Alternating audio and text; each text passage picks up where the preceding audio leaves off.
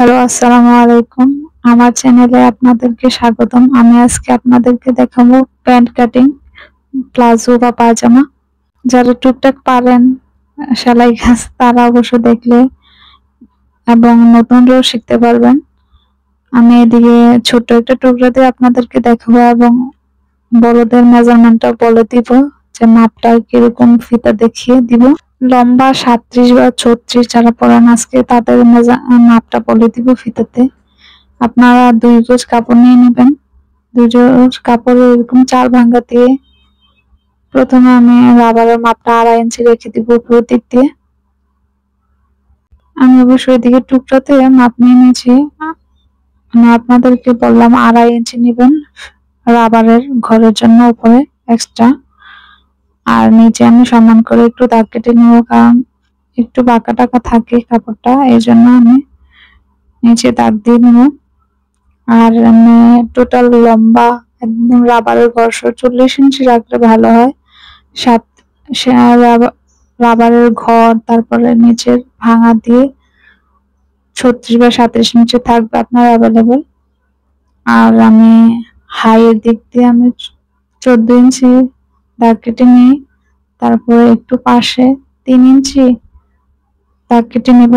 এদিকে রাউন্ড করে কেটে নেব। এরকম রাউন্ড করলে দেখা যায় যে হাইয়ের নিচের দিক দিয়ে কোনো উপরে উঠবে না বা কুচকিয়ে থাকবে না প্লাজো বা প্যান্ট কাটটা, সেলাইলে সুন্দর স্মুথলি সোজা হয়ে থাকবে। আর পাশে আমি 12 ইঞ্চি দাগ কেটে নিয়ে এদিকে 1.5 ইঞ্চি বা 1 ইঞ্চি ডাবিয়ে ভিতরের দিকে দাগ কেটে নিব।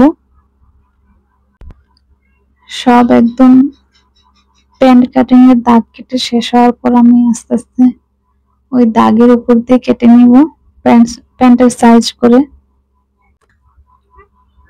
আর এই ভিডিওটা যদি আপনাদের কাজে লেগে থাকে লাইক কমেন্ট শেয়ার করবেন এবং সেভ করে রেখে দিলে আপনারা এরকম প্যান্ট কেটে সেলাই করতে পারবেন বাসায়। আর আমার চ্যানেলটাকে সাবস্ক্রাইব করবেন এবং পেজে ফলো দিয়ে রাখবেন, ফেসবুক পেজে। আর কোনো রিকোয়েস্টেড ভিডিও থাকলে আমাকে কমেন্ট বক্সে জানাবেন, আমি ওই অনুযায়ী ভিডিও করব। আর এদিকে ভাঙা দেওয়া কাপড়টাও কেটে নেব, কারণ এদিকে ভাঁজ দেওয়া ছিল কাপড়টা উপর দিক দিয়ে, আর পাশেও কেটে নেব, কারণ প্যান্ট কাটিং এ সাইডেও সেলাই হয় এবং মাঝখান দিয়েও সেলাই হয়।